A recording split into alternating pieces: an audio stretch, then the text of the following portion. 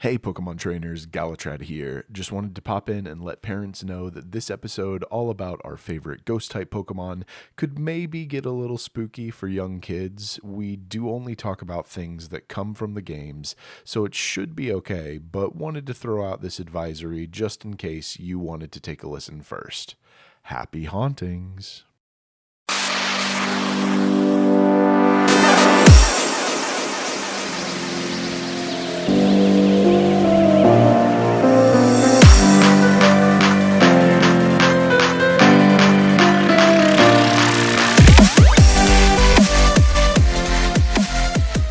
Welcome back to another episode of Another Pokemon Podcast. My name is Galutrad. And my name is Becs. And today, we are getting spooky, scary skeletons sending shivers down your spine. It is a ghoulish episode all about our favorite Gastly Pokemon. I'm a little scared. Our ghost types, favorite ghost types. A little frightened.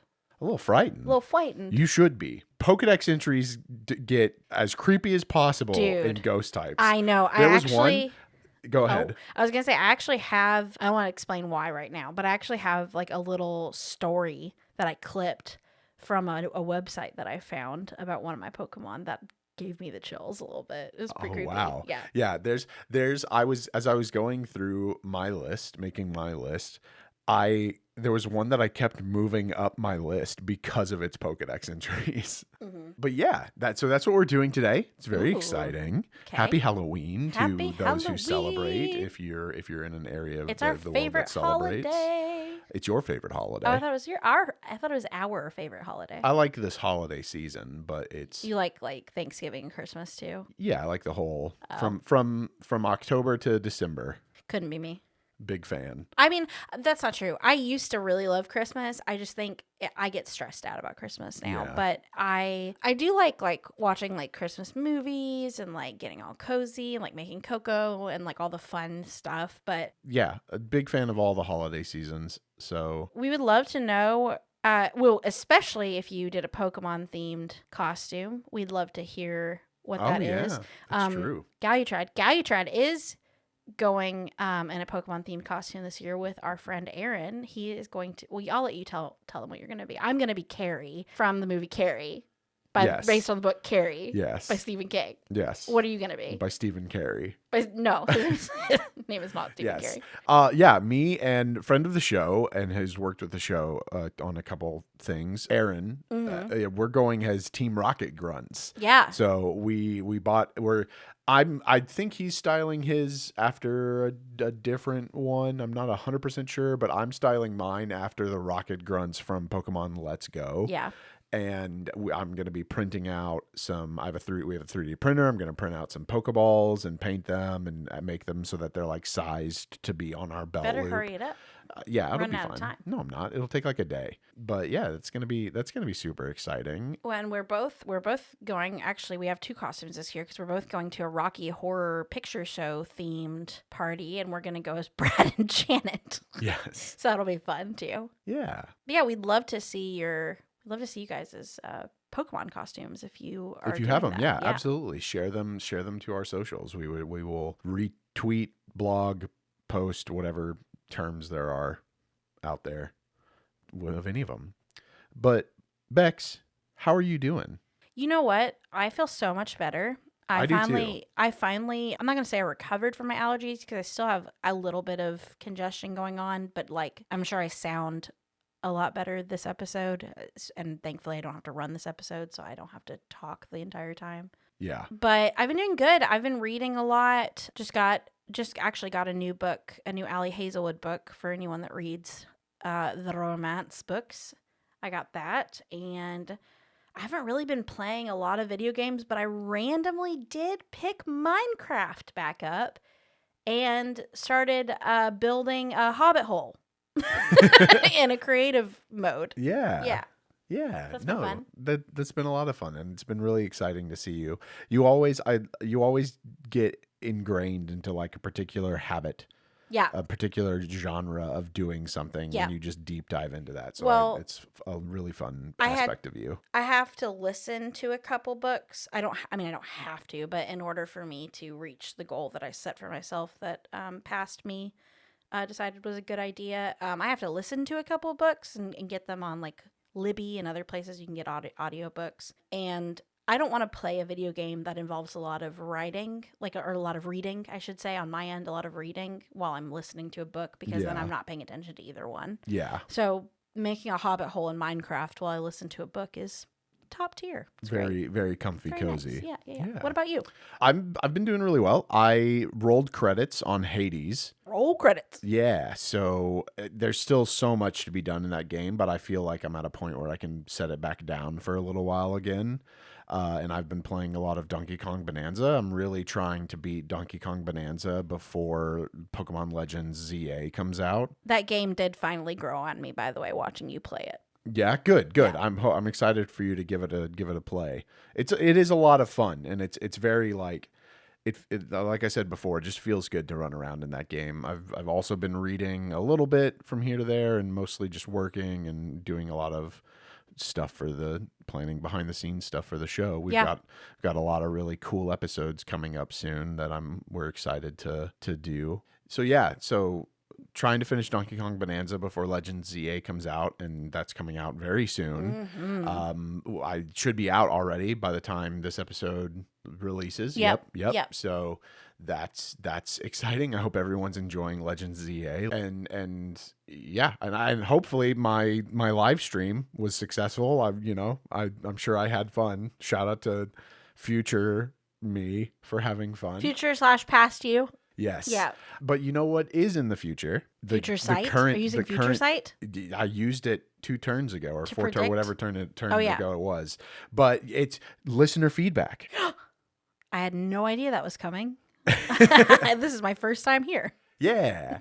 So we're going to get into some listener feedback today. This time, separate from last time where it was all from Spotify. This time we have everything but Spotify in our listener feedback. Yeah, trying to mix it up a little bit. Yeah. But because there is just so much of it, which we love, absolutely love. So I will read the first one and then we'll switch off. So our first one comes over from X, and this is a comment from Emethria. Emethria?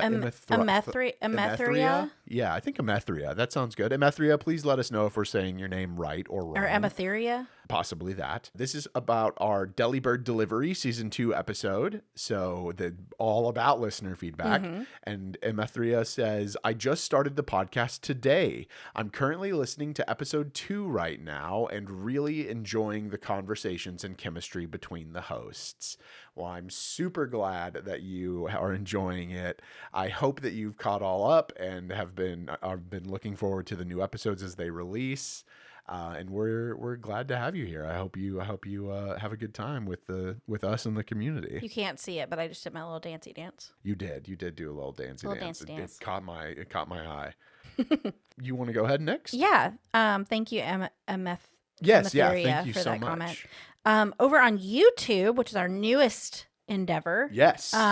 We got a comment from someone named Winter Maiden 7 on our Like No Song Ever Was episode where we went through all of the opening themes for the anime. Yeah. I'm trying to figure out what we could do for a music one this time. Yeah.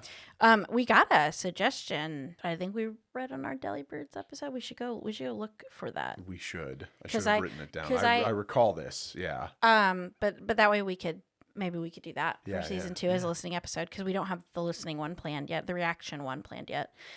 We do still have to watch a movie though. We do. Yep. So this comment from Winter Maiden 7 says, I love this podcast. I discovered it back in April and I've been listening ever since. You guys should do an episode about the opening. Oh, it was this one. You should do an episode about the opening theme songs from the movies. Yes. I definitely prefer several of the opening themes from the movies to the ones from the show. Okay. If that doesn't tell y'all that we read every single comment that comes in, long before it ends up in this section of the podcast, like, because we have a full running Excel spreadsheet. We read every single comment, and that is absolutely, that's the one we were talking about that we hadn't actually read yet. Yeah, I think that would be fun. So do you think that means like the theatrical like music, or do you think that means like how in the like the Pokemon the first movie, it's got like that little rap thing that they do during the battle? Well, they do like a updated version It's of not the like Pokemon theme It's song. not like the vacations where I want to be. It's not that. But that would be fun to do. That would be fun to do. Either way, this is a great idea, and this is what we will be figuring out and doing for the music episode. That would be fun. Yeah, I think so too. Yeah, thank you so much, Winter Maiden. Over on Apple Podcasts, ready. We have a 5-star review. Woo! From Warrior of Empathy. The review is titled "Love This Podcast." And Warrior of Empathy says, I discovered this podcast back in April. I was idly scrolling through Pokemon podcasts looking for something interesting to listen to, and I discovered APP and I love it. Yay! Can't wait for more. Also, please read my name as Warrior of Empathy. Congrats, we did. I'm trying to change my review nickname, but I don't seem to be able to do that anymore. Well, Warrior of Empathy, thank you so much. We love that you love this podcast and that you found us so organically. That's super cool. And yeah, hopefully you're able to change your nickname on Apple Podcasts and everything goes well. Yeah, I hope so too. Thank you so much. Well, a lot of discovering us in April. I wonder what was going on in April. It was my birthday. Maybe that was what it was. I wish when I blew out my candles, I said, dear candle people, please. Candle makers. Dear candle deity, please allow people to find my podcast. And then I went, that was me blowing out the candles. Yes. Over on Blue Sky. Oh, this one didn't age well. At least not yet. Not yet. You don't know. We don't know. Right. I don't know everything. You're right. Yeah. So we'll know by the time this episode is out, I guess. On Blue Sky, our friend Crispy Nintendo left a comment. And this was in response to, for those of you that don't know, we have been trying to pick up socials a little bit more as far as like the variety of posts that we do. Yes. And we made a post celebrating Mega Victory Bell. My Mega Victory Bell. Galutrad's victory was what we did. And we got a lot of love for that. A lot of love for Galutrad and acknowledging his victory. Or there was one comment that says, I don't know if I'd call that a victory, but okay. That's that was really funny. But poor Crispy said, in the way that I was thinking too, there's no way we don't get a Mega Vileplume now. And we haven't yet, Crispy. No. And you and I we're just sad together, friend. Team Victory Bell. We are living large. We don't do Team Becs and Team Galutrad, but if you're Team Galutrad, we're living extra large because of Mega Raichu. That is true. It's everything's coming up. Just the Tufty boy. Oh yeah. Just the one. No, they're both fantastic. I love them both. They are both my sons. But no, we're still holding out hope for Mega Vileplume. When Mega Hawlucha came out, I felt punked by the Pokemon Company personally. So I'm still holding out hope because Mega Vileplume would probably slap. Oh yeah. Yeah. No. Thank you, Crispy, though. Thank you so much, Crispy. Eventually you'll get your Mega Vileplume. Someday. But until then, Mega Victory Bell is in the lead. Yeah. Finally, we have another new type of comment. This is over on our email. You can actually email us at Another Pokémon Podcast at gmail.com. Mm-hmm. And this comes from Arthur Tomlinson, who the subject of his email was, do you accept emails as comments? And yes, we do. If you want to reach us that way, you absolutely can. Arthur says, I just use Pocket Cast because it's free. I gave you a 5-star review on it. Great pod. My fave poke is Marshtomp, and I'm Team Vileplume. Aww. Red heart, white heart, red heart, white heart. And yeah, absolutely. We totally do. Arthur, there's your listener feedback comment section, and Marshtomp as your favorite Pokemon. Such a good Pokemon. Such a good Pokemon. Yeah. I hear you like Mudkips. I say all the time that the Hoenn starters really knocked it out of the park. Truly, like all of them are solid. Yeah. Good solid Pokemon. They are. Also, we have to do a woo! Woo! Because we got a 5-star review on Pocket Cast, which I don't think I've ever heard of. Yeah, no, that's true. I haven't either. So yeah, also thank you for that, Arthur, for the 5-star Pocket Cast review. Thank you, Arthur, for the email. Yeah, thank you so much. And thank you to everyone, not just the people that we read out today on listener feedback, but also all of y'all that reach out and are part of the community. All of the people that are in the spreadsheet are not yet in the spreadsheet because I just haven't added them. Yeah, no, we really do truly read every single comment and love it so much. Oh, I was kicking my feet reading Spotify the other day. Do you remember? Yeah. It was such gold. Yeah. I love it. Y'all are all amazing, and the show wouldn't be what it is without y'all. So thank you so much. If you are interested in joining the Another Pokemon Podcast community and want to reach out to us, you can do so on any of our social medias. At Another PKMN Pod. You can also check out our website, anotherpokemonpodcast.com. You can reach out to us at our email at anotherpokemonpodcast@gmail.com. Or you can leave a 5-star review on places where you're hearing our voice right now, such as Spotify, Apple Podcasts, any other place where you get your podcasts, as well as we mentioned, YouTube, because we are now also uploading these episodes to YouTube, so you can leave comments there. Yeah. And we'd love to hear from you. And we also we try to engage with everybody that engages with us on socials and via email. We obviously can't. I don't think we can engage with reviews except for reading them. Some places allow us to like a review if we're able to. We try to. Okay. And if just like with Arthur, if you are leaving reviews on a place that you don't see us interacting or have never hear us like called out in listener feedback, email us or reach out to us via social and let us know, and we'll add that to our list of places to check. Yeah, absolutely. There's a lot of stuff out there on the internet. 1000%. Yeah. Are you ready? Are you ready to be haunted? We're talking about ghost types today. And as always, I've first got some basic info to give to y'all all about ghost type Pokemon, which include the fact that ghost type Pokemon are extremely rare. They placed third in the competition of least Pokemon behind ice and fairy type Pokemon. Oh, I didn't even think about fairy. Yeah. Being like low. Because it's new. Yeah. Ghost is also the only type in the game to have 2 immunities, which are fighting and normal.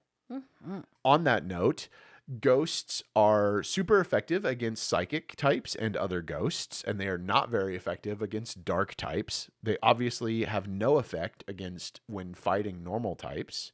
They take reduced damage from poison and bug type Pokemon, and they take super effective damage from ghost, as mentioned in the top part, and from dark type Pokemon, and they have no effect when a normal or a fighting type Pokemon. So that's interesting that ghosts are able to hit fighting, but fighting is not able to hit ghost. I've always thought it was the same thing as normal, where both of those things were I actually think I thought that too. Yeah. But that is not the case. Oh. Due to a programming error in the first generation of games, Red, Blue, and Yellow, Psychic-type Pokemon were actually completely immune to Ghost-type moves instead of taking super effective damage. Which is horrific. It is. Especially if you're a kid watching the anime and you see the episode where some kid tells Ash to go get a Ghost Pokemon in order to beat Sabrina. So he goes and catches a Haunter, I believe. Mm-hmm. And then you go and do that and find out that it doesn't work at all. But it's just because it's a programming bug. That's crazy too, because like it just really shows how overpowered psychic Pokemon were back in the day. Oh yeah. So we've talked about that before, about how like genuinely like psychic were just like the way to go. Yeah, like you could run just a psychic Pokemon, just one of them, and you'd be so good. Right. In Gen 1. Yeah. This wasn't a huge problem in those games, however, due to the fact that there are actually only 3 ghost-type moves in Generation 1, one of which did no damage at all. The other 2 were Lick, which only had 30 base power, and then Nightshade, which dealt damage equal to your level. So if you were lower level, it would do lower damage. Is Dream Eater It wasn't in Gen 1. It's in Wow. Generation 3 is And probably 2, what you're I thinking think. of, and maybe 2. Yeah. But like thinking about Red, Blue, and Yellow, it might be in Fire Red and Leaf Green. But Okay. those are Gen 3 games. So what's the move that didn't do any damage? Confuse Ray, which was a ghost type Oh, move. because it's a stat move. Yes, Yeah. yeah. Okay. Before the fairy type was introduced in Generation 6, Pokemon that were dual type ghost and dark had no weaknesses at all. That was only 2 Pokemon, Sableye and Spiritomb. There are 87 ghost type Pokemon, 19 of which are singularly ghost type, making the remaining 68 dual type with ghost. These numbers do include things like mega evolutions, regional variants, and even size variants such as Gorgeist and Pumpkaboo. So there's actually technically not 87 if you count like if you only think Pumpkaboo and Gorgeist should count for 1, that would reduce the number by 6, basically, because there are 4 of each size. There are also 34 ghost type moves, which do include things like Gmax moves and specific Pokemon Z moves. But super cool there to have a pretty decent array of moves for ghost type Pokemon. Mm-hmm. The notable ghost trainers in the game. There is Generation 1, which kicked us off with Agatha, who was a member of the Kanto Elite Four. Mm-hmm. Generation 2 introduced Morty, who was the gym leader of Ecruteak City in Johto. Generation 3, we got Phoebe, who was a member of the Hoenn Elite Four.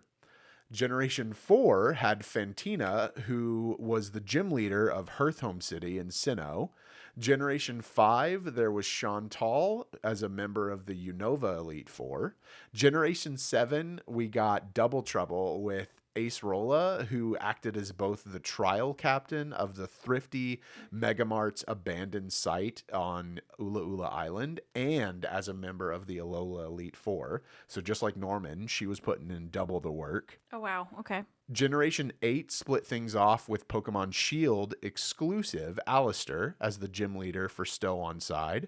And Generation 9, our most recent generation as of this recording, features Rhyme, who is the younger sister of Time, the math instructor at the academy, and she is the gym leader of Montenerva. And Alistair was only the gym leader in Shield, I think, right? Yes, yeah. Alistair was only because you got B. I did. In Sword, Yeah. the fighting type. Mhm. Yeah. Yeah. Shout out to Alistair. He's awesome.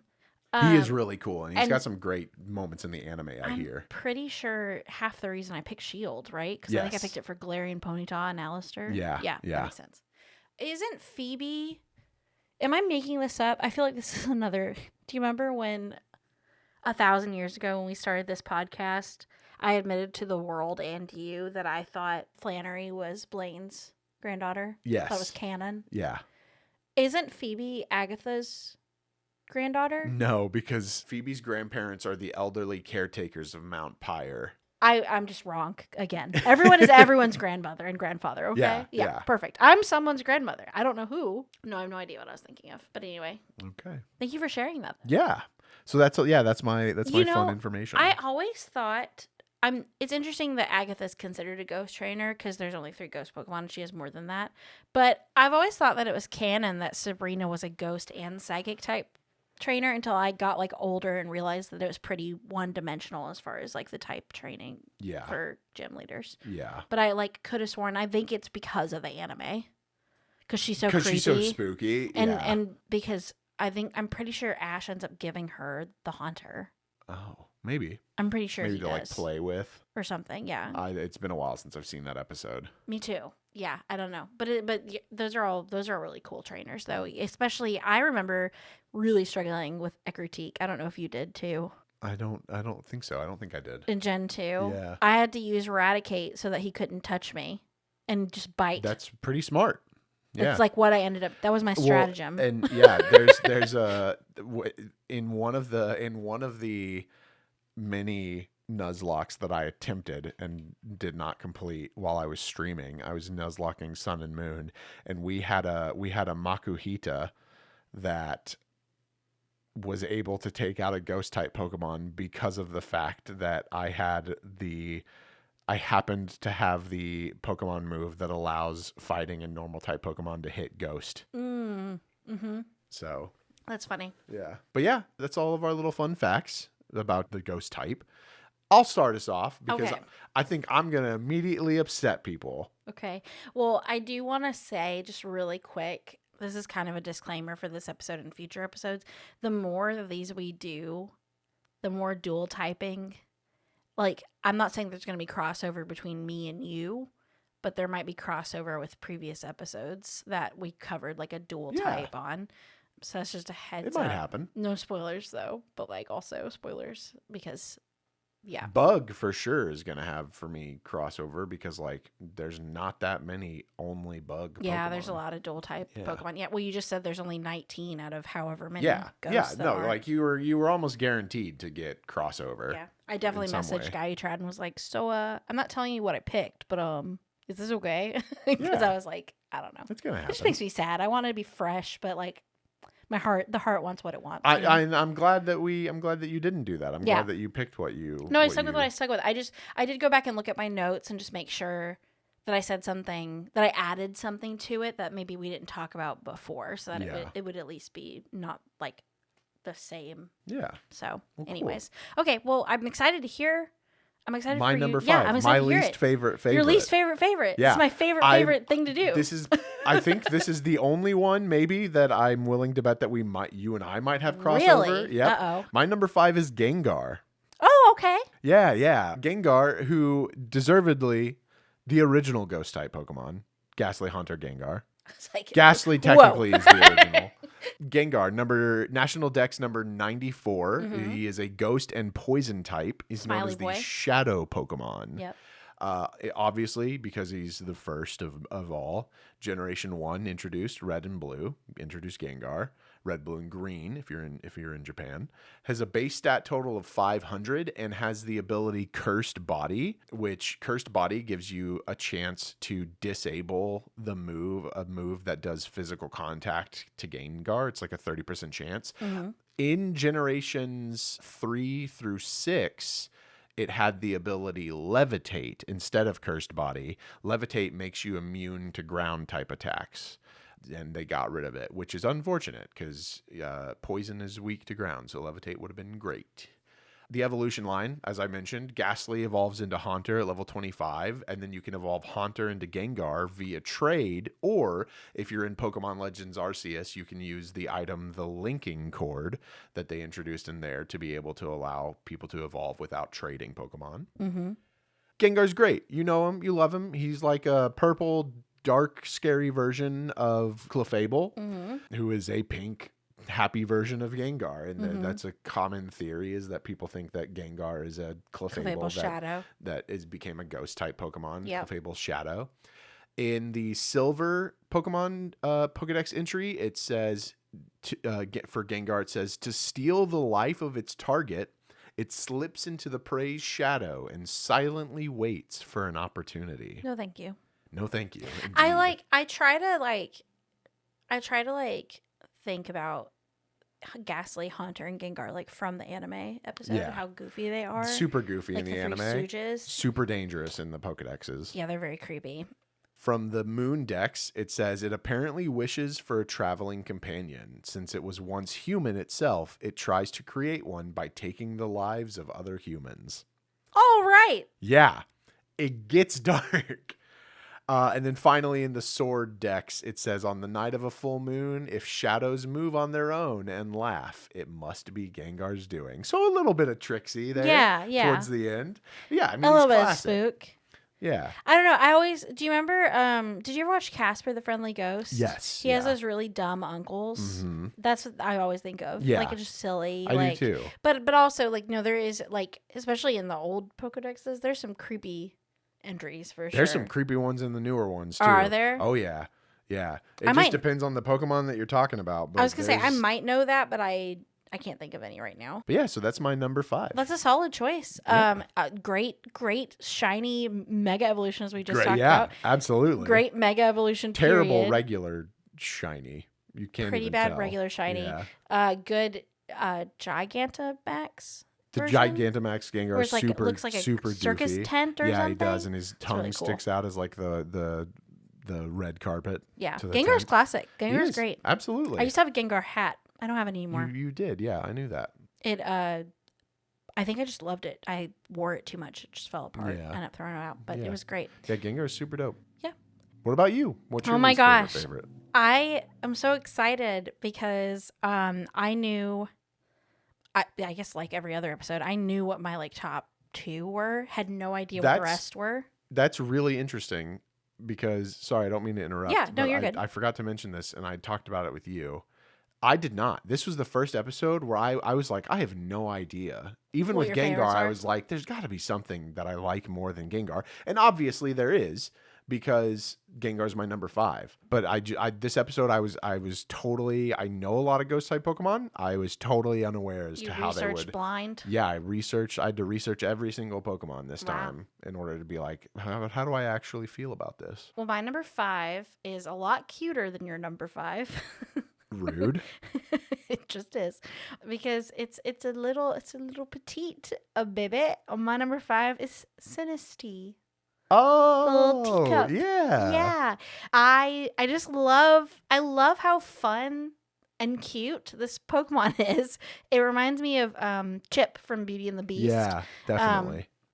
And it's so pretty. I really love that kind of like fine china in the real world. There's like a phony form. There's like a knockoff. And then there's the rarer, authentic form that has the brand on the bottom of the cup to show its authenticity. Sinistea is a teacup. As I just said that. It evolves into a teapot named Poltergeist. And the swirls on the cup, part of its body look like a little face, which makes me happy. And it evolves with a cracked pot if it's a phony form, or a chipped pot if it's an antique form, which I thought was really cute too. Yeah. So the sword decks, obviously the dexes for this Pokemon are broken up into phony and antique. The sword deck's phony form says this Pokemon is said to have been born when a lonely spirit possessed a cold leftover cup of tea. Aww. And that's so sad. It's That so is cute. really sad. See, it's not spooky, it's just sad. Yeah. But then the shield, okay, it does actually get spooky. I forgot about this. The shield antique decks, I'm wondering if like the phony version is not spooky, but the antique form is spooky. Maybe. That would be cool. That would be cool. But the antique dex for shield says it absorbs the life force of those who drink it. It waits patiently, but opportunities are fleeting because it tastes so bad that it gets spat out immediately. Oh, that's So sad. It's just trying to be spooky and and everyone's like, ew. Yeah. So one of my favorite, one of the other reasons that this made it to my list and why I like, when I was looking at all of the ghost Pokemon, I wrote it down immediately because I have such a funny memory of this Pokemon specifically. And that is that when I was playing Sword and Shield, I was really trying to complete my Pokedex. Yeah. And I was trying to get the antique form, I think for like 3 days. Yeah. It was really, it's really hard to get. And it is so hard to get that I caught 2 shinies while like running around this tiny area trying to find the antique form. The shinies are pink. They're very cute. But I caught 2 of them and I said out loud to you, Galutrad, I said, okay, I'm looking at 1 more cup. Yes. One more cup bottom, and then I am done with this. And I ran to a Sinistea, and I looked. I moved the camera to look at its rump, and it had the thing on it, and it was the antique form. And I screamed. I danced around the living room. I almost forgot to save, which would have been a horrible mistake. But I was so elated because I'm like, I have been looking for this stupid thing. I literally said 1 more, and then that was it. Yeah. That never happened to me. No, yeah. It was meant to be. It was meant to be. It was mint to tea. Get it? Because mint condition. Yeah. Oh, you thought mint tea. No, mint to tea. Anyways, but yeah, that's my favorite. That's my least favorite. Favorite. That's such a good one. Yeah, I love Sinistea. Sinistee so cute. What is your number 4? My number 4 is Coffagrigus. Ooh, a spooky. Yes. A name that I can't say. The National Dex number 0563 or 563. It is a singularly ghost-type Pokemon. It is obviously the Coffin Pokemon. It's from Generation 5, came to us in black and white. It has a base stat total of 483, and it has the ability Mummy.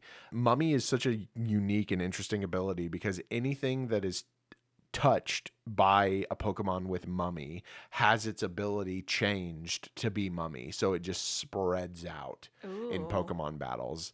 The evolution line for Cofagrigus is you get a Yamask and then get it up to level 34. It evolves into Cofagrigus. Cofagrigus, super creepy. I kind of brought it up a little bit in our conversation around when we were researching for our favorite Mega Evolutions, or not our favorite Mega Evolutions, for our ideas for Mega Evolution, because I thought Cofagrigus becoming like the coffin opening and like a pharaoh mummy coming out to be the new Pokemon would be really cool, but it does not do that. It does have these like shadowy arms that come out from inside the coffin. In the Pokemon Black Pokedex entry, it says, it has been said that they swallow those who get too close and turn them into mummies. Ooh. They like to eat gold nuggets.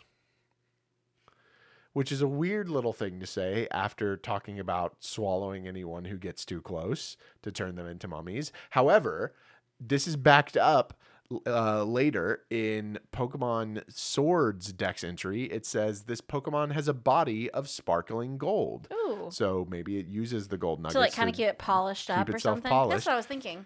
People say it no longer remembers that it was once human. Oh. So another interesting thing with ghost Pokemon is that often, this is not exclusive to ghosts, but often ghost type Pokemon are said to have been human previously. So Cofagrigus is another one of those. And finally, in the Pokemon Y and the Pokemon Alpha Sapphire Dex entries, it says grave robbers who mistake them for real coffins and get too close end up trapped inside their bodies. So it's kind of a play on a couple things. It's a play on like curses, like when like Egyptian tomb curses. Yeah. How people say you could get stuck in the rooms and stuff like that. And then also like thinking about like the Mummy movie, which is such a good movie. Yes. Still. I don't care what anyone says. And then it also is kind of like a mimic in D&D. Oh yeah. And Baldur's Gate, where I've never thought about that, but that's probably that's totally accurate. Yeah, because you go thinking you're gonna get something, treasure or something, grandma's ring that she has on her finger, something like that, and then you go to open it and you get like attacked. by the Pokemon. That's really cool. It's a pretty cool thing. That's probably why I like it a lot. You're a nerd. I am. I'm certainly not a nerd. I definitely. Which is why you thought of it and not me. But yeah, Cofagrigus. I just think he's really neat. He's cool. He's got that spooky vibe, and then I like that Yamask is also really cool. I like the story of Yamask, but I like Cofagrigus a lot more. I like the different versions of Yamask too. And then doesn't Cofagrigus evolve? The Galarian Yamask evolves into a different Pokemon called Runagrigus. Oh, that's what I'm thinking of, I think. Yeah. Very cool. Yeah. Cool Pokemon. Well, my number 4 is also, I think, another cutie, but not like a baby cutie, like just a different kind of cutie. Okay.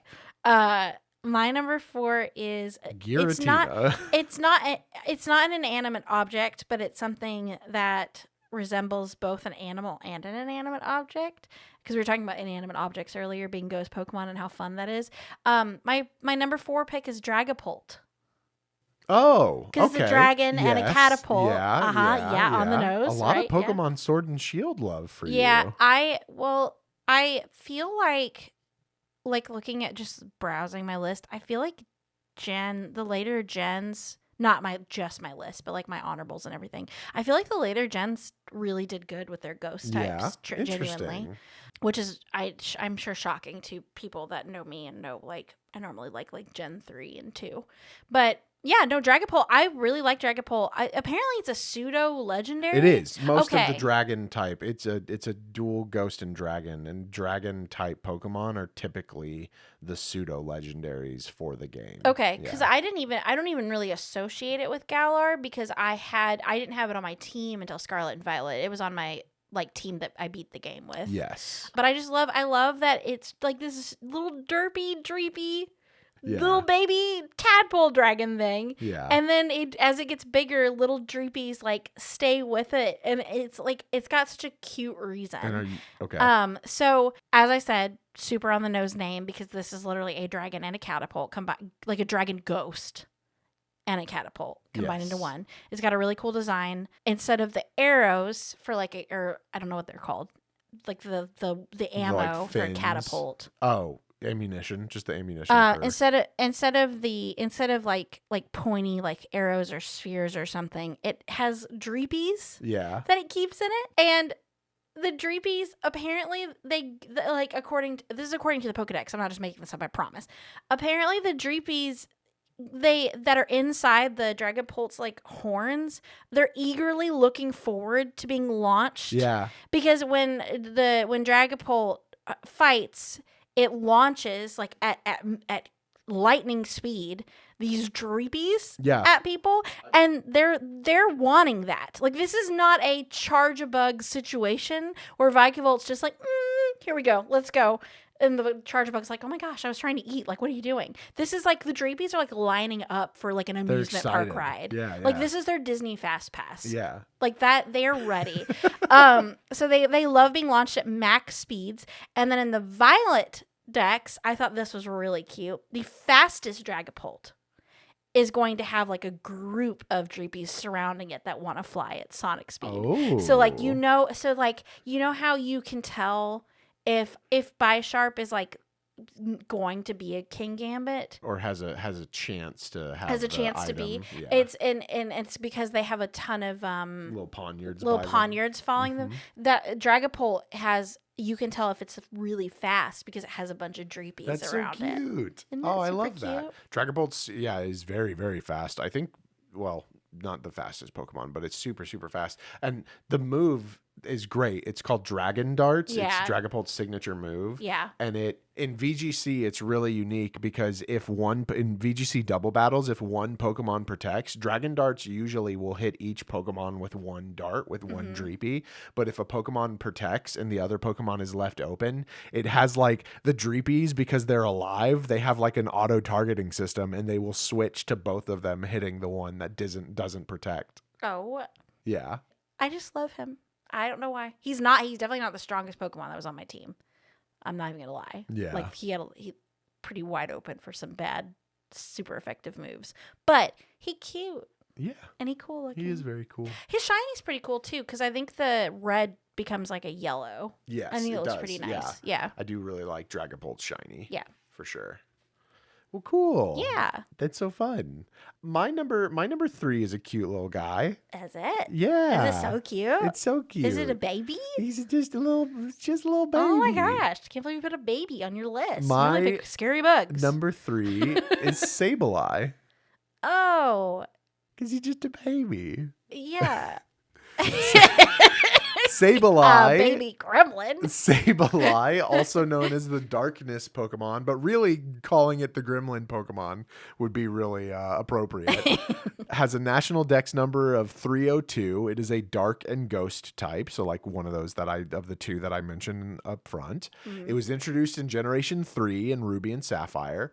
Has a base stat total of 380, and it gets the abilities Keen Eye, Stall, which was introduced in Generation 4, and then Prankster as its hidden ability. Prankster makes it so that any move that is a status move has plus priority. Okay. It'll go quicker even if you're a slow Pokemon. It'll go towards the top of the bracket.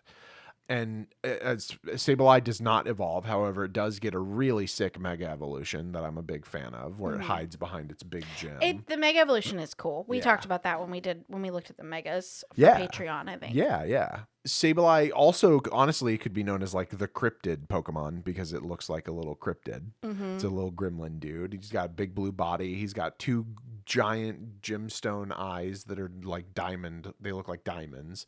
And he has a ruby chest piece that is also a gemstone. In the Sword Pokedex for Sableye, it says this Pokemon is feared when its gemstone eyes begin to glow with a sinister shine. It's believed that Sableye will steal people's spirits away. Ooh. Very creepy. Very spooky. And then in Violet, we get a little bit more information about the gems on its body and about its, I guess, eating habits in general. Violet says materials from gems it has eaten float to the surface of its body and can form an infinite number of patterns among individuals. Very cute. Which I kind of wish that was the case. Like there's Spinda that has all of the different designs that it can have, and I wish that Sableye also had a little mechanic like that, or maybe like all Sableye are caught looking the same, but as you use them and they level up, they might get like new little gem spots.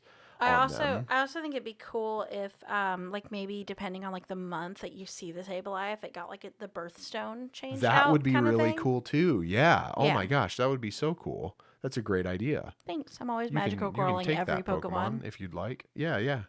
Magical girling all the Pokemon. Every single Pokemon. No, I think that's great. I mean I do not understand. I do not disrespect Sableye. I don't understand the hype because it has a lot of hype. A lot of people love it. That's a lot of people's Probably favorite just because Pokemon. he's just a weird He's little just a gremlin. dude. Yeah. But I do think like he is very cool. Like it's a cool Pokemon. He's super weak though. 380 base stat makes him really, really puny. Just a BB. Just a BB. Just a little BB. What is your number 3? My number 3. Is it also Sableye? No, it's the first crossover for myself. I crossed with myself. Oh, okay. Yeah. My number 3 is a Pokemon that I've already shared my love for. Yes. That I'm going to share again. Okay. Whether you like it or not. It's been long enough. My number 3 favorite is a Alolan Marowak. Oh, Yeah. yeah. Alolan Marowak specifically, because that is the only ghost Marowak. The other one version. is just ground. Which I think. it is, and it's just ground, and I feel like it should be ghost because of how it's introduced. It's true. That's true. But don't bring it up. Okay. I'm gonna bring it up. Maybe that's what they're referencing when they made it ghost. Sorry. Apologies. Let me do my thing. Yes. So Alolan Marowak actually is not even primarily a ghost Pokemon. So it's a good thing we don't have that rule because it's a fire Pokemon / ghost type Pokemon. It is so cool looking. The Alolan designers specifically knew what they were doing with this. They took Marowak, who is a Pokemon that I already really love. I love Marowak. I think Marowak's super cute. And they made it very cool and spooky looking. Where normal Marowak is like brown, Alolan Marowak is black, has a club that is on fire with blue flames, so it's eerie. And it also kind of looks, I was thinking about it this time, like it almost looks more skeletal looking because of the black body. And I feel like the face is slightly more angular. It definitely has a mark in the middle that it doesn't have when it's a normal Marowak. So I just think it looks really cool. I also really love what Galutrad was alluding to, where it plays into the story of Cubone's mother in the Kanto region / Lavender Town, where it is a vengeful Pokemon in general, and also like looking kind of creepy, being a ghost obviously implies that it was once not a ghost, and like it looks very scary. And apparently it is after revenge, like it says in the Kanto games, because in the Sun deck specifically, it says the bones it possesses were once its mother's. Its mother's regrets have become like a vengeful spirit protecting this Pokemon. Ooh. Which is super cool. That is really cool. And definitely almost makes me want to cry thinking about it, because it's like one of the saddest stories in the Pokemon games, period. Like it will, like, are you cutting an Oddish or are you crying? Like I'm crying like over this. Like it's cutting an Oddish. Yeah, you know, like, you don't like that? No.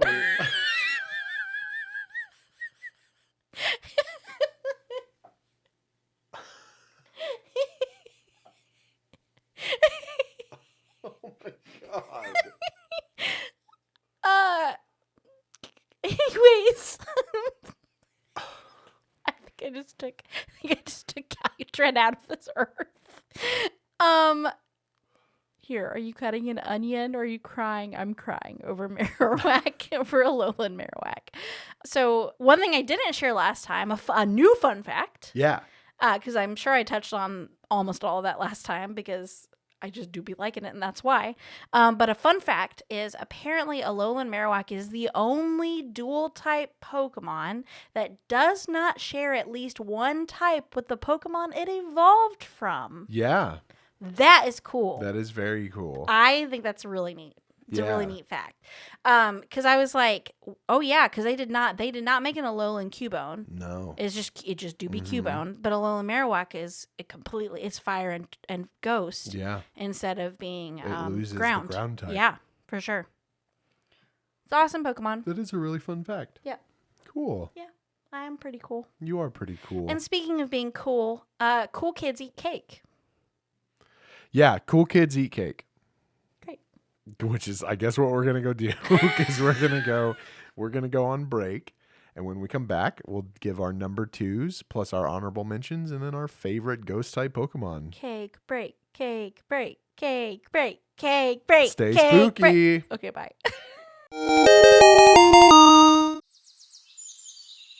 Hi, I'm David. And I'm Katie. And we'd like to tell you about our show, Another Zelda Podcast.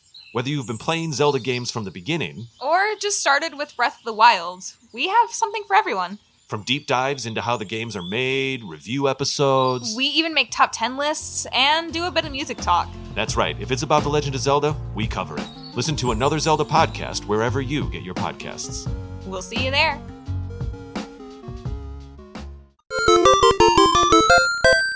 And we're back. Welcome back. I hope y'all enjoyed your cake or candy break since it's Halloween if you celebrate. Let's just get right into it, yeah? Dive in. Just get right into it, Well, yeah? Don't dive into my number 2. Get right my into number it, 2 is the one that started off lower, but then as I was reading about it, I was like, "Oh no, this is a ghost type Pokemon." It's Gastly, isn't it? It's not. Can you imagine? I never would have told you this Pokemon would be on any list that I've had. Okay. It's Palossand. Yeah, the sandcastle. Yeah. Yeah. Palossand Sandy is intense. Gas is the one it evolves from? Yes. Okay. Sandy The big Gas, one, the and big then castle. The big castle is Palossand. Okay. Palossand is intense. Palossand be messing people up. National Dex number 770. It is a ghost and ground type Pokemon. It is the Sand Castle Pokemon, introduced to us in Generation 7, Sun and Moon. It has a base stat total of 480, so pretty decent. And it has the abilities Water Compaction, and then it has a hidden ability called Sand Veil. It evolves from Sandygast at level 42 into Palossand. Sandygast is basically just like a pile of sand with a little sand beach toy shovel shoved into it. Sandygast being a whole sandcastle where the like columns and pillars that you would normally see on sandcastles to be the corners are its arms, has a big opening for the open of the entrance of the sandcastle as a mouth, and then it has the little, I will say this is very cute, the little shovel becomes like the flag at the top. Did you notice that the shiny is black sand? Yeah. I thought that was cool. I just looked at it. Yeah. It's super cool. And then it has a yellow shovel. Mm-hmm. Normally it's a typical sand color, which is like kind of tannish, sandy colored, with a red shovel at the top. Palossand does not mess around when it comes to Pokedex entries. This is the first time that I've ever included 4 Pokedex entries for like wanting to talk about it because they're all different in some way. Okay. And I think it's interesting because as the games go on, they do get a little bit more tame. Okay. And you'll see what I mean, but we'll talk about it. What gen? You said 7, Generation 7. So Okay. it starts off from Pokemon Sun. It says possessed people controlled by this Pokemon transformed its sand mound, being Sandygast, into a castle. As it evolved, its power to curse grew ever stronger. Ooh. Not that terrifying. Okay. The fact that it's possessing people, a little scary. Yeah. This is the entry from Moon. So these are both from the generation that it came out in. Its Moon entry says, buried beneath the castle are masses of dried up bones from those whose vitality it has drained. Oh. Which is very creepy. Yeah. Palisand, don't mess around. But then it gets even weirder. The sword entry says Palisand is known as the beach nightmare. It pulls its prey down into the sand by controlling the sand itself, and then it sucks out their souls. Okay, I want to be known as the beach nightmare now. That's so cool. Yeah, and this isn't part of the... I mean, this isn't a different Pokedex entry, but I'll just bring it up real quick. Apparently, every single individual grain of Palisand can think and move on its own. No, thank you. The Scarlet... That's the creepiest thing you've said. The Scarlet Pokedex entry says... The terrifying Palisand drags smaller Pokemon into its sandy body. No. Once its victims are trapped, it drains them of their vitality whenever it pleases. And that's the thing that I wanted to call out. Is it's interesting because as the games went on, it went from... The Dex entries went from devouring humans to devouring small Pokemon, which is interesting. I think that's an interesting little call out. Yeah, I wonder if it's because the games are becoming tamer. Yeah, Slowly too, maybe.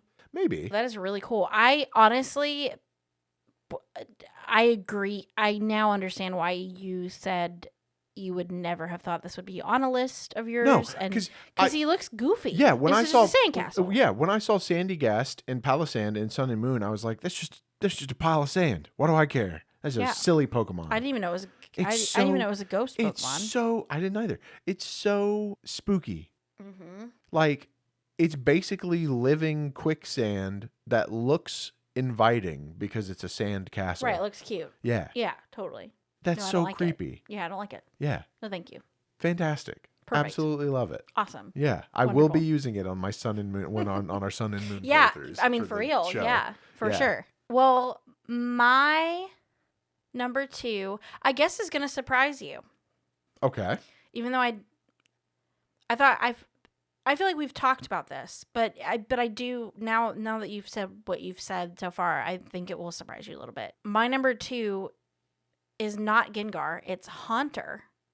No, I kind of Did you knew know that? Yeah. So and Haunter, I told you this before we started recording. Haunter easily, depending on the way the moon is in the sky, could be my number 1 any given day. Yeah. Like I feel like my number 1 and my number 2 could swap out, but as it stands right now in current day while doing this episode, it's my number 2. Yeah. But yeah, I love Haunter. Yeah. I genuinely feel like I was grateful that I had no way to trade Pokemon when I was a kid because like I think I'm good. Like I like Haunter the way he is. Yeah. And I wouldn't want to evolve him.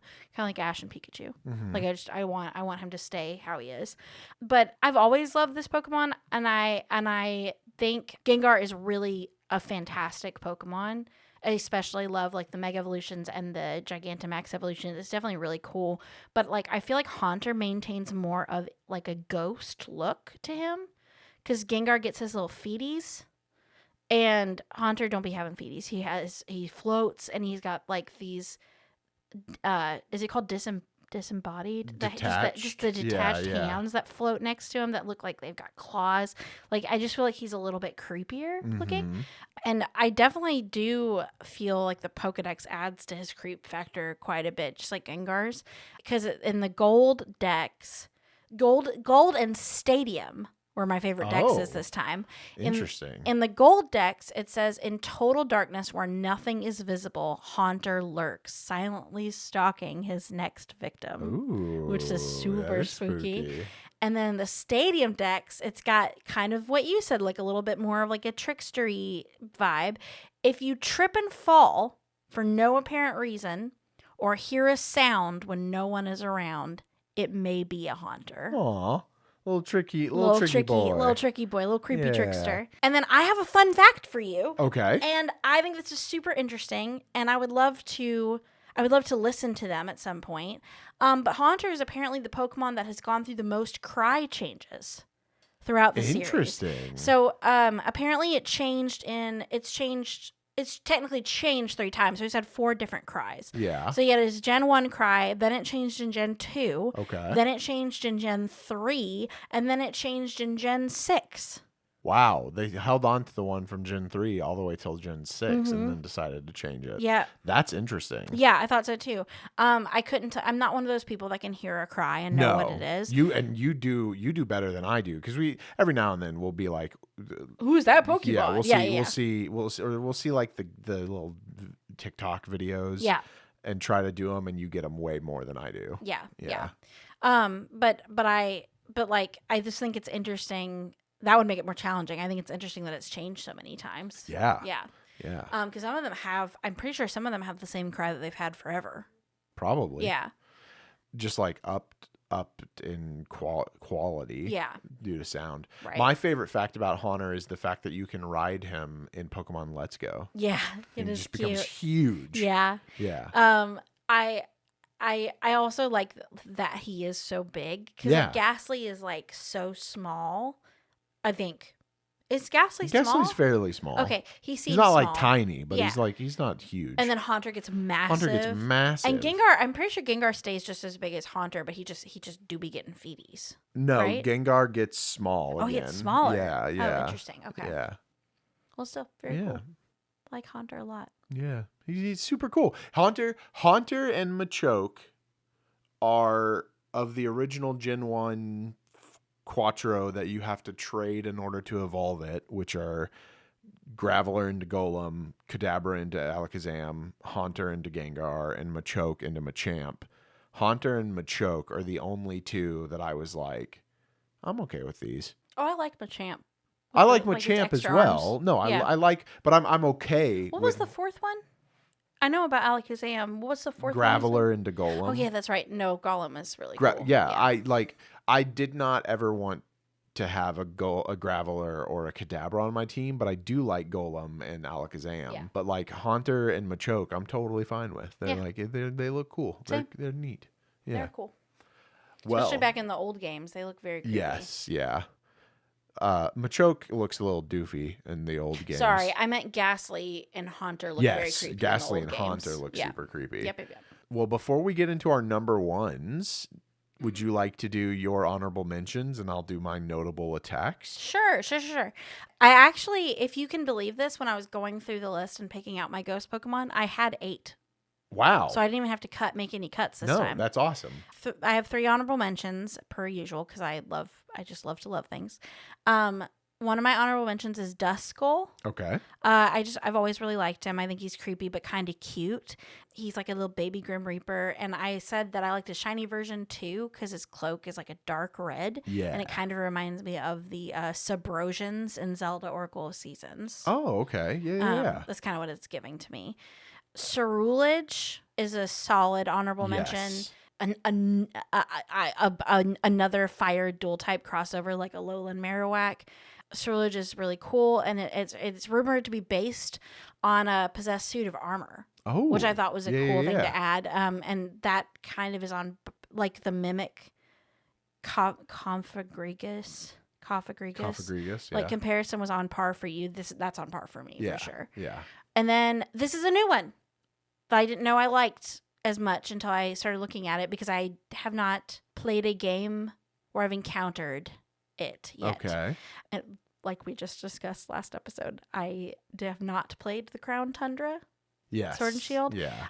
Spectrier. Yeah. From that game. Yeah. Come on. Like A ghost dark, horse. like a dark version of the Last Unicorn. Yeah. Like, give me a break. That is so on par for what I like. Mhm. Very creepy, but very like ethereal and beautiful. Very popular in the VGC. And yeah, it is. I put a note. I don't think I'm gonna be a big fan of Calyrex. It looks kind of goofy, so I don't really care about the combination dual- of them or yeah, whatever. yeah. Respectfully, of course, if anyone really likes him. But Spectre is an awesome Pokemon on its own. Like, Yeah. it's so pretty. It is. Those are my honorable mentions. What are your honorable moves? The notable moves that I'd like to talk about. Yeah. The first one is Curse, which is a status I move. hate that move. Curse when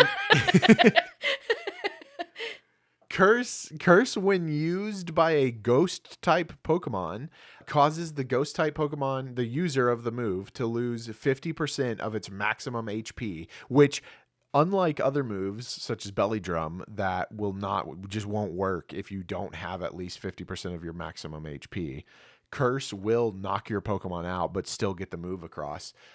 What it does then after that is it causes the target of your Curse to lose 1/4 of its max HP every single turn. And that is what caused Morty and Ecruteak City to be so hard for me, was Curse. Yeah. Curse is really, really powerful. Yeah. When it's not used by, or when it's used by a non-ghost type Pokemon, all it does is raise the attack and defense stats of that Pokemon by 1 level, but it does lower your speed stat by 1 level. Yeah. The other move, or another move that I would like to talk about, is Phantom Force. Phantom Force is a physical type attack that deals 90 power. During the first turn of the attack, the user disappears into the shadows, becoming invulnerable to most attacks. On the second turn, it deals damage to the target. Phantom Force has the added bonus, unlike Dig or Fly or moves like that remove you from the battle for a turn. Phantom Force will hit through defensive moves like Protect or Detect that will typically block a move, making moves like Dig and Fly are really difficult to pull off if you're playing against another player and they have Protect, because then they're like, okay, you just use Dig, I'll just make sure to use Protect the next turn, and then you can't hit me, your move was worthless. Yeah. But Phantom Force will hit through those. Okay. And then the last one that I want to talk about is the signature move of Pumpkaboo and Gourgeist. Okay. And it's called Trick or Treat. It is a status type move, and Trick or Treat it doesn't change, it adds the ghost type to a target. Oh, so you can make it super effective. So you can make it super effective against it. If the target is already dual typed, because again, it adds, it becomes a 3-typed Pokemon, which is so you could potentially, I haven't looked at it. I haven't done the research to figure out what type you would have to add it to for it to have this, but because some Pokemon based off of dual typing become not just double times effective through super effective, but they become quadruple effective. You could get a septuple effective type move That's by crazy. adding Ghost to it, which is insane. It's so cool. But it's specific to Pumpkaboo and Gourgeist. So. I feel like there's a lot of ghost moves that are specific to certain Pokemon too, because I know I read that Alolan Marowak is the only Pokemon that can learn Shadow Bone. Yes. Which makes sense based on what it is. Yeah. So I feel like that's a pretty common. I think it's a pretty common thing. And that's a cool thing. Yeah, that's not like a dig. That's a cool thing. I love signature moves are so cool, and I think I think that more Pokemon should get a signature move. I really like the move Ominous Wind too for ghost moves. I just think it's a cool move. It's a stat move. Yeah. Although I think it inflicts. No, I think it does damage, but it's just it's not that's not the point. The point is it also lowers a stat when it does that. I feel like that's cool. Yeah. Yeah, there's also an icy version of that called Icy Wind that lowers speed of the opponents. Very cool. Yeah. Cool. Thank you. You're welcome. So that's your moves that I'd like to talk about. Perfect. Great. Time to talk about our favorites. The tippy top of the most spookies. And no crossover so far. And if you picked mine as your favorite, congratulations to you, because you made a good choice. But I don't think we're going to have crossover. Okay. At least from my list. We almost did. We did the whole Vulpix Ninetales thing again. Yep. But we didn't have full crossover, which is very nice. Yep.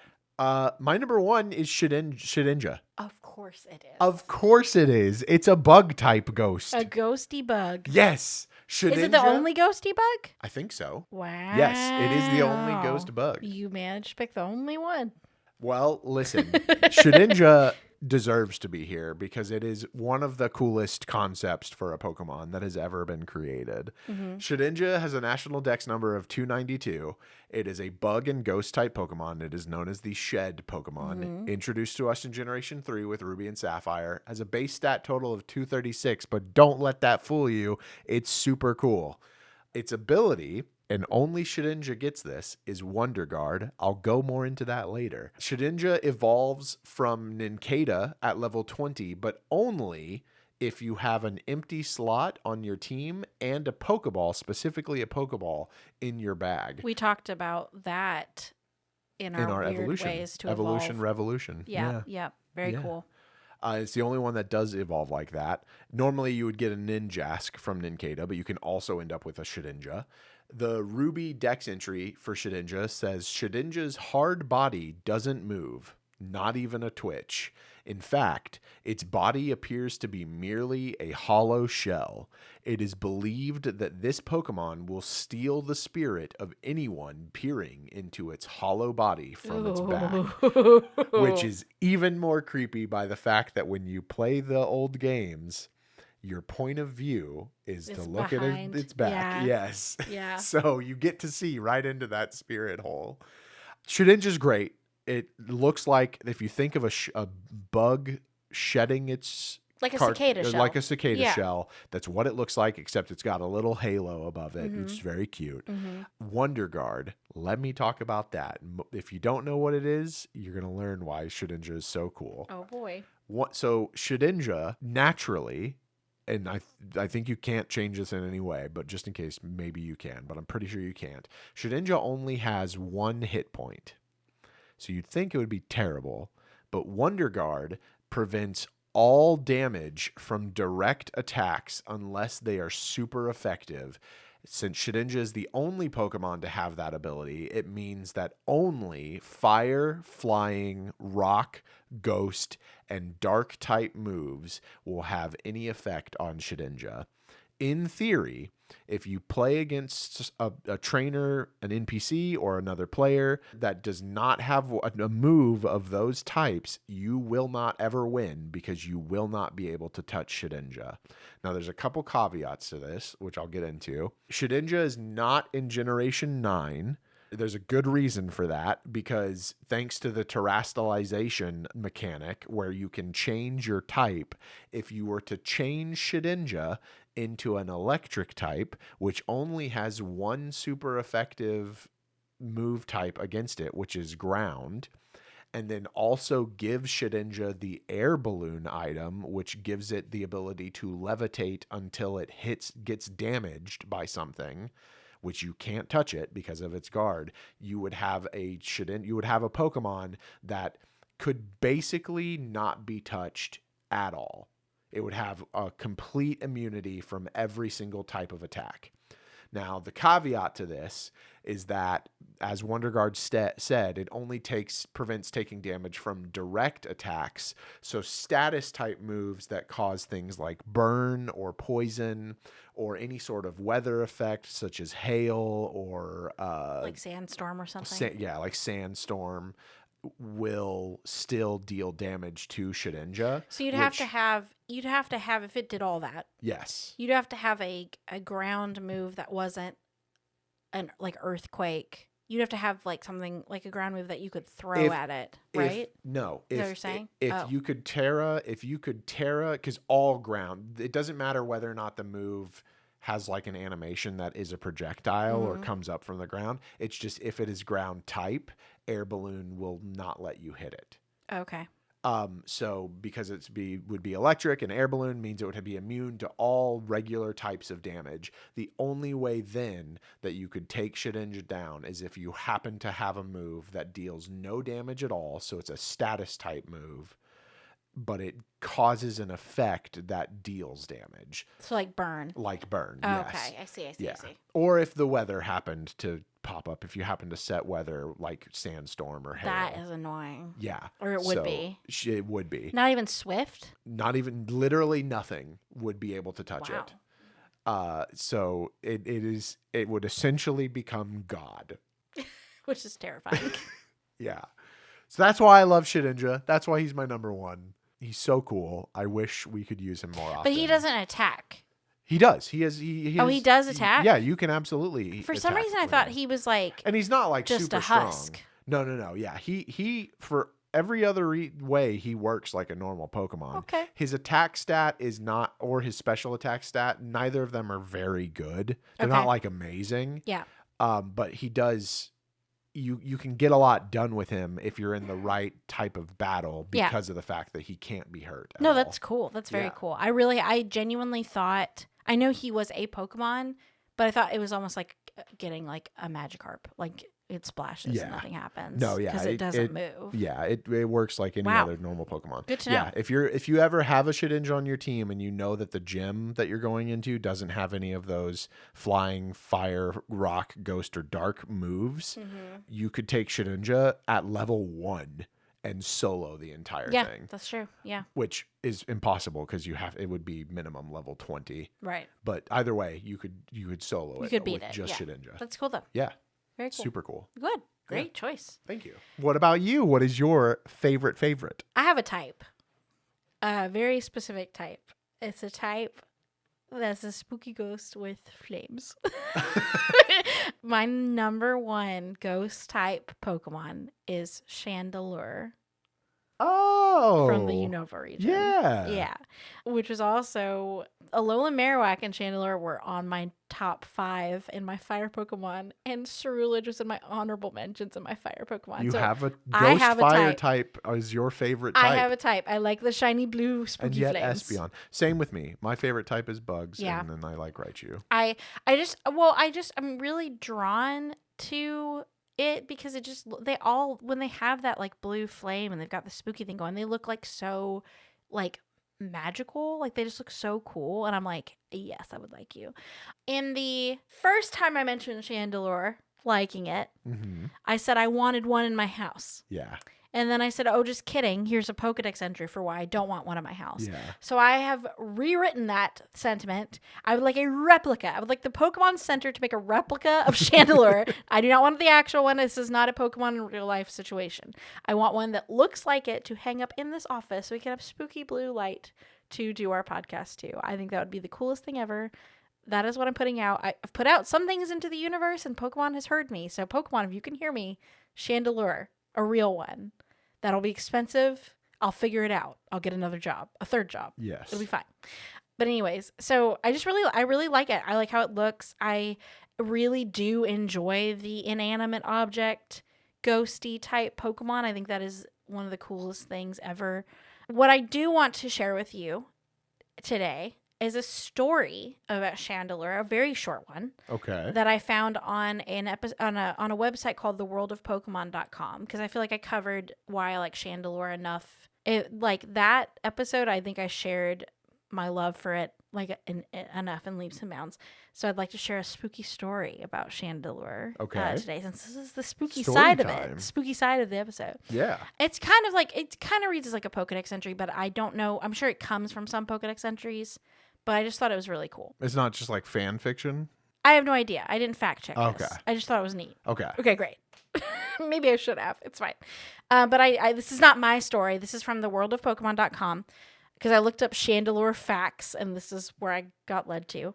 These flames, so Chandelure's flames, do not feel hot or painful. They do not leave any physical trace of harm. Instead, they burn the life energy of victims and transfer it to themselves to burn as fuel. After the process is complete, the Chandelure floats away, leaving lifeless husks drained of their spirits behind. It is said that those consumed by Chandelure in this manner are doomed to wander this world in a state of limbo, where they are no longer have a spirit to enter the spirit world, nor a physical body for this one. It is said that houses that experience frequent tragedy may in fact be home to a furtive Chandelure. Ooh. There you go. Very spooktacular. Very spooktacular. I think the fact that like you're just left in limbo if Chandelure has targeted you is like just so creepy. Yeah. Because you're just wandering. Yeah. After that, and I feel like Chandelure like is Searching for pretty the light devious of Chandelure. light light. You know what I Yeah. mean? Pretty devious light fixture. Yeah. But I just love it. I think it's so cool looking, and I can't get enough of it. I really love its whole evolution line. I Yeah, love it's lit really wick, cute that it starts as a candle. little candle, and then like becomes has a lantern, and then like a and then it becomes a chandelier, full like chandelier. a grand chandelier. Yeah, and I like that its face is like part of the design of the chandelier. Mhm. Did you know that Chandelure is a playable fighter in the Pokken tournament game? No, Yeah. I didn't know Yeah. that. Specifically, I think it's been a long time since I've played Pokken Tournament, but I think specifically in the Switch version of called DX or something, where they added a couple new fighters. I think Chandelure was one of them, and so you can fight as a Chandelure. Does it like move its arms, Yeah. or is it just solid and it like No, just, it moves its arms. Oh, Its so arms like come weird. up and like whap you. Very strange. Yeah. Okay. It's cool looking. Cool. That is cool. Yeah. Do you want to recap our?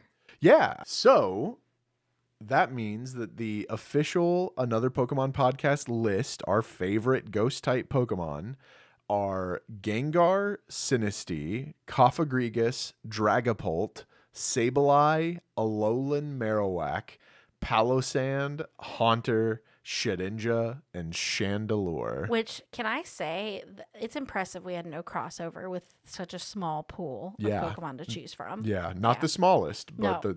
definitely a small pool. Because we had two, I think, in ice, right? types, Didn't we? yeah. Yep. Yeah. Almost, but I just I like my ghosts without feeties. When you like your ghosts with feeties, you like you smiley boy. I do. Yeah, this has been a lot of fun. This has been very spooky. Ooh. Spooky. Yeah, no, this has been good. This episode has been very dark. It's not a dark It's not episode, the dark though. type episode. No, it's just but it's spooky. just spooky. Just ghoulish and ghastly and Yeah. gangly. Not gangly. I don't know. If we spoke about your favorite ghost type Pokemon, or if you have a favorite ghost type Pokemon different from on our list, let us know. Reach out to us anywhere on social media at Another PKMM Pod, or leave a review on the socials, on the podcast episodes that you are listening to with your ears. We would love to hear from you. We would love to hear what your favorite ghost type Pokemon are. We'd love to hear if you have a list of 5, or if you didn't ever consider a ghost type Pokemon spooky or interesting, but now from Like this list, a sandcastle. like for a instance. sandcastle, but now from our list, you decided to pick it up and try it out. Or a cup of tea. Yeah. Very creepy. The cup of tea is really cool. Yeah, it is cool. Yeah. I also just realized I am not on purpose. I am wearing Halloween pajamas for this episode. You are wearing Halloween pajamas. I feel like that's very festive of me. Yeah. Yeah. They're not Pokemon, but I don't have Pokemon Halloween. We need to get you pajamas. some. That would be cool. Yeah. I did get new. You got me new. the Wooloo pajamas. Wooloo. I almost said Yeah. Mareep. Wrong. Nope. Wrong sheep. Wrong sheep. Wooloo. A curse on you. We're good. We're not gonna do that. Because we're not gonna invite these Pokemon into our home. Okay, cool. Okay. We are going to see a ghost tomorrow. That's part of our plan. Yeah, that's true. Yeah, we are. We're gonna go see the Bell Witch ghost in Yep. Tennessee. Very Indeed. spooky. Very spooky. But no, I think this has been really fun. Obviously, I was looking forward to this episode. Oh yeah. Yeah, for Yeah. sure. Yeah. And I'm looking forward to the next favorites episode because I love these. Yeah. These make me These are happy. always a ton of fun to Yeah. do for sure. Yeah. All right. Well, with that then, get out. Oh, yeah. Please get out before you get haunted by our spooky ghost Pokemon. All right. All right, Bye. goodbye.